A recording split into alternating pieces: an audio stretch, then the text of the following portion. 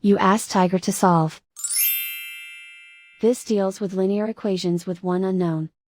The final result is x equals -8. Let's solve it step by step. Simplify the expression. Expand the parentheses. Simplify the arithmetic. Group like terms. Combine like terms. Group all x terms on the left side of the equation. Add 4x to both sides. Group like terms. Simplify the arithmetic. Group like terms. Simplify the arithmetic.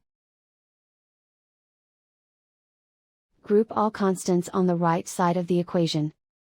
Add 15 to both sides. Simplify the arithmetic.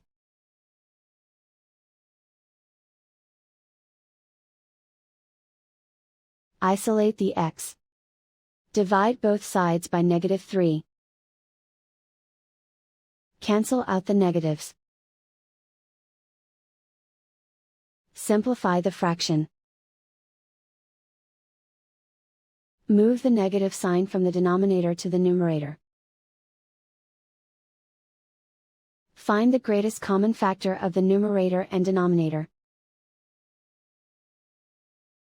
Factor out and cancel the greatest common factor. And so the final result is x equals -8.